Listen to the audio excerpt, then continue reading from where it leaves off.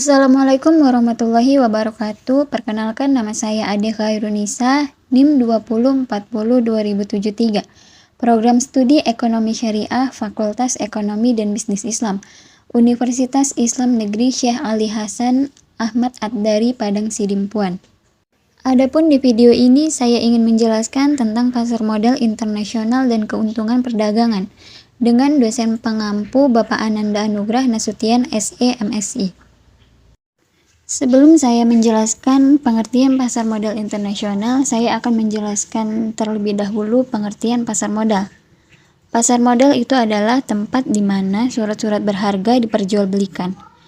Pasar modal ini merupakan bentuk jual beli aset dalam jangka menengah hingga panjang, berbeda dengan pasar uang yang melakukan jual beli aset dalam jangka pendek.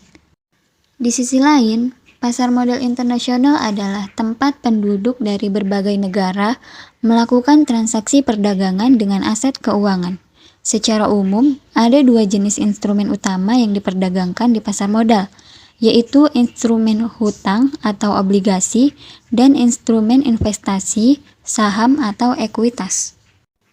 Obligasi atau bond adalah instrumen hutang di mana penerbit obligasi, penerbit atau issuer berutang kepada investor atau pemegang obligasi dengan jumlah tertentu ditambah bunga pinjaman dalam jangka waktu tertentu. Di sisi lain, saham atau ekuitas adalah bukti kepemilikan atau kepentingan dalam suatu perusahaan dan memberikan pemegang saham hak untuk memilih atau mengarahkan pengurusan perusahaan dan berhak atas manfaat berupa dividen yang dihasilkan oleh perusahaan. Adapun perbedaan obligasi dan saham, yang pertama yaitu saham adalah bentuk kepemilikan atas suatu perusahaan, sementara obligasi adalah surat utang yang dikeluarkan oleh peminjam dana. Yang kedua, pemilik saham memiliki hak suara atas perusahaan tersebut, sedangkan pemilik obligasi hanya memiliki status sebagai pemberi hutang. Yang ketiga, keuntungan yang didapat pemilik saham biasanya fluktuatif atau tidak menentu, sementara keuntungan obligasi biasanya telah ditetapkan dan disepakati bersama di awal. Yang keempat, batas waktu saham juga ditentukan dari apakah perusahaan tersebut masih berdiri atau tidak. Beda halnya dengan saham. Jangka waktu obligasi telah ditentukan dari awal pembelian. Jangka waktu saham dan obligasi pun berbeda. Jangka waktu saham ditentukan dari kepemilikan sahamnya. Perusahaan multinasional memilih menjual obligasi di pasar obligasi internasional dengan 3 alasan. Yang pertama, para penjual obligasi mengetahui bahwa mereka dapat menarik permintaan tinggi dengan menjual obligasi di negara asing tertentu dibandingkan dengan mereka menjual di negara asal mereka. Beberapa negara memiliki basis investor terbatas, sehingga perusahaan multinasional di negara tersebut mencari pendanaan di negara lain. Yang kedua, perusahaan multinasional lebih suka mendanai proyek asing tertentu dengan mata uang tertentu dan karenanya berusaha memperoleh dana dalam mata uang yang banyak digunakan. Yang ketiga, pendanaan di negara asing dengan tingkat suku bunga yang lebih rendah memungkinkan perusahaan mengurangi biaya pendanaannya, meskipun kemungkinan terkena resiko nilai tukar. Selanjutnya, faktor dalam pasar modal internasional. Adapun faktor-faktor utama dalam pasar modal meliputi yang pertama itu bank komersial. Bank-bank komersial merupakan jantung pasar modal internasional, tidak hanya karena menjalankan mekanisme pembayaran internasional, tetapi juga karena luasnya kegiatan finansial yang mereka tangani. Faktor utama yang kedua yaitu perusahaan besar. Perusahaan-perusahaan besar, terutama yang memiliki jangkauan operasi di berbagai negara atau multinasional, secara rutin membiayai investasi mereka dengan menarik pinjaman atau sumber dana dari luar negeri. Guna memperoleh dana dari luar negeri ini, pihak perusahaan akan menjual sebagian sahamnya, yang akan memperbesar modalnya, atau menerbitkan obligasi guna meraup kredit. Kredit ini biasanya mereka peroleh dari bank-bank atau lembaga kredit internasional. Bila mereka menghendaki pinjaman jangka panjang, perusahaan akan menerbitkan surat promes, semacam obligasi, dan menjualnya kepada modal internasional. Faktor ketiga yaitu lembaga keuangan bukan bank. Lembaga-lembaga keuangan bukan bank seperti perusahaan asuransi, yayasan dana pensiun, dan lembaga penghimpun dana umum juga memainkan peranan yang semakin penting dalam pasar modal internasional, karena mereka juga sudah terlibat jual beli aset-aset luar negeri dalam rangka menganeka-ragamkan atau mendiversifikasikan portofolio mereka.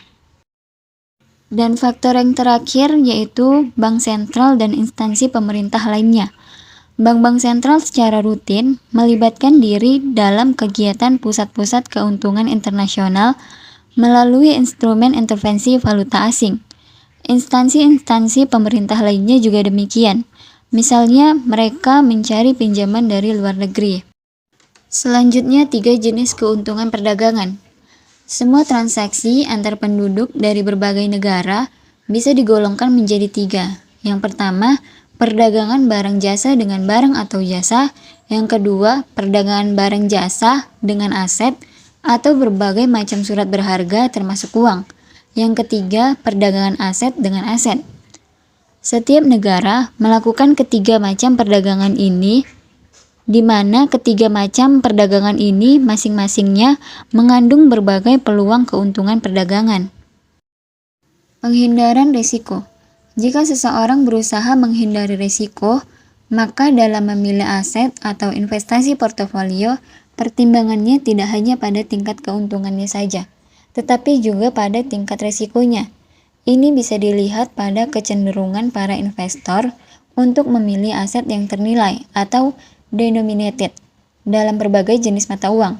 Sekalipun suku bunga mata uang itu tidak merata, seperti halnya dalam kondisi paritas suku bunga.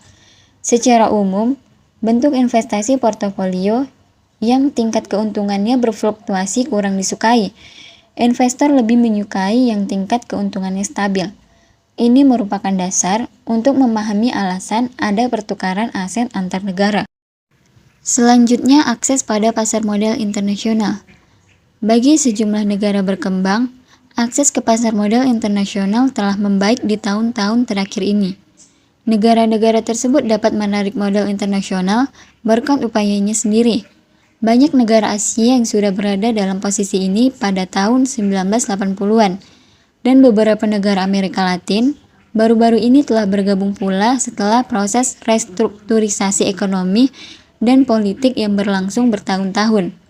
Perkembangan-perkembangan ini mencerminkan perbedaan dalam restrukturisasi yang pada gilirannya dihubungkan dengan kebijakan yang dijalankan, struktur ekonomi dan kontribusi dari luar untuk pemecahan masalah hutang. Diversifikasi aset sebagai motif perdagangan aset internasional. Perdagangan aset internasional bisa menguntungkan semua pihak yang terlibat di dalamnya, karena perdagangan ini memungkinkan mereka mengurangi tingkat risiko atas keuntungan yang terkandung dalam aset-aset mereka. Dengan melakukan perdagangan aset, seseorang dapat menganeka-ragamkan atau mendiversifikasikan aset yang dimilikinya, sehingga jumlah uang atau harta yang mereka pertaruhkan pada setiap unit aset menjadi lebih kecil, sehingga risikonya pun lebih kecil.